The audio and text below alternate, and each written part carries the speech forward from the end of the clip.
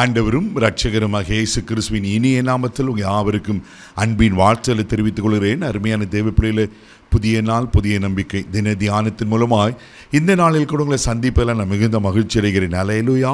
இன்றைக்கு கூட கர்த்தர் நமக்கு கொடுக்கிற வார்த்தை என்ன? 1 நாளாகமம் புஸ்தகம் 16ஆம் அதிகாரம் 10வது வசனம் கூட நான் வாசிக்க கேட்போம். அவருடைய பரிசுத்த நாமத்தை குறித்து மேன்மை பாராட்டுங்கள், கர்த்தரை தேடுகிறவர்களின் இருதயம் மகிழ்வதாக. ஹல்லேலூயா, ஹல்லேலூயா. கர்த்தரை தேடுவர்களின் இருதயம் மகிழ்வதாக என்று இங்கே அழகாக சொல்லப்பட்டிருக்க பார்க்கிறோம். இதே பிள்ளைல அதுக்கு முன்பாக சொல்லப்பட்டிருக்கு, அவருடைய பரிசுத்த நாமத்தை குறித்து மேன்மை பாராட்டுங்கள். நீங்களும் நானும் எதை குறித்து மேன்மை பாராட்டணுமா? ஆண்டவருடைய பரிசுத்த நாமத்தை குறித்து. தேவ பிள்ளைல ஒவ்வொரு வார்த்தையும் மிக மிக முக்கியமாய் காணப்படுகிறத பார்க்கிறோம். பாருங்க, அவருடைய பரிசுத்த நாமத்தை குறித்து. அவர் நாமம் எப்படிப்பட்ட நாமம்? பரிசுத்தமுள்ள நாமம். ஆமென். அவரே பரிசுத்தர் உள்ளதா? அப்போ நம்ம எதை குறித்து மேன்மை பாராட்டணும்? யாரை குறித்து மேன்மை பாராட்டணும்?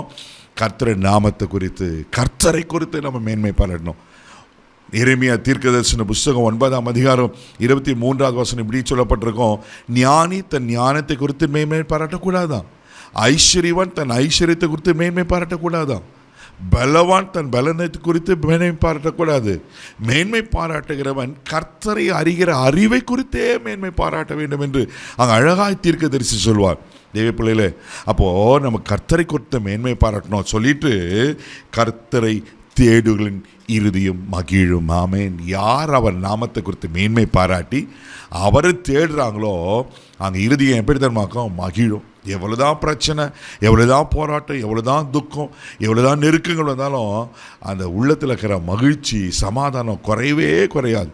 ஏன்னா யார் தேடிக்கொண்டிருக்கிறோம்? மனுஷனையே தேடுறோம், அதிகாரத்தையே தேடுறோம், ஆமென், தெய்வ பிள்ளையில பணத்தையே தேடுறோம் இல்லையே, கர்த்தரை தானே தேடுறோம். சங்கீதத்தின் புஸ்தகம் 22ஆம் சங்கீதம் 26வது வசனம் வாசிப்பீங்கன்னா சங்கீதக்காரன் இப்படியா சொல்கிறார், வாசிக்க கேட்போம். சாந்த குணம் உள்ளவர்கள் புசித்து திருப்தி அடைவார்கள், கர்த்தரை தேடுகிறவர்கள் அவரை துதிப்பார்கள், உங்கள் இருதயம் என்றென்றைக்கும் வாழும். ஹல்லேலூயா. கர்த்தரை தேடுவர்கள் அவரை துதிப்பார்கள், உங்கள் இருதயம் என்றென்றைக்கும் வாழுமா. கர்த்தரை தேடுகிறவர்கள் இருதயம் மகிழ்கிறது மாத்திரம் இல்லாமல் கர்த்தரை தேடுகிற இருதயம் வாழுமா. அப்படின்னா நல்லா இருப்பாங்க, ஆசீர்வாதமாக இருப்பாங்க. ஆமென். அவங்க இருதயம் ஆனால் 3:2 வாசிக்கிற பிரியமான ஆத்மா வாழுகிறது போல நீ எல்லாவற்றிலும் வாழ்ந்து சுகமாக இருன்னு. இதுக்கு அது ஏற்றதாக இருக்கும். எல்லாவற்றையும் வாழ்ந்து சுகமாக இருப்பீங்க. அதனால தான் சங்கீதம் 34:10 நம்ம அறிந்திருக்கிறோம், சிங்கக்குட்டிகள் தாழ்ச்சென்று பட்டினியாக இருக்கும், கர்த்தரை தேடலுக்கோ ஒரு நன்மையும் குறைபடாது. ஆமே. அப்போ அவர் நாமத்தை நீங்கள் மேன்மை பாராட்டி அவரை தேடி பாருங்க, நீங்கள் மகிழ்ச்சியாக இருப்பீங்க, நீங்கள் நல்லா வாழ்ந்துருப்பீங்க, ஒரு குறைவில்லாமல் இருப்பீங்க. கண்களை மூடி நாம் ஜெபிக்கலாம். தகப்பனே, உமக்கு நன்றி சொல்லி துதிக்கிறோம், ஸ்தோத்திரப்பா. ஆண்டவரே, கர்த்தருடைய தேடுடைய இருதயம் மகிழும் சொன்னது போல யார் யார் என்னென்ன காரியத்தில் துக்கத்தோடு இருக்காங்க சரிலப்பா, நீங்கள் இருதயம் மகிழட்டும், இல்லை வாழ்ந்திருக்க பண்ணும், இல்லை ஆசீர்வதிக்கும்படியாச்சு ஒரு குறைவில்லாமல் ஆசீர்வதிங்கப்பா. இந்த நாள் முழுதும் கரம் எடுத்து நடத்தும், தெய்வீக பாதுகாப்பு போகணும், எல்லா தீங்குக்கு விலைக்கு காத்தலும் பொறுப்படுத்துகளும் ஆசீர்வதியும் இயேசுவின் மூலம் ஜெபம் கேளும் பிதாவே, ஆமென்.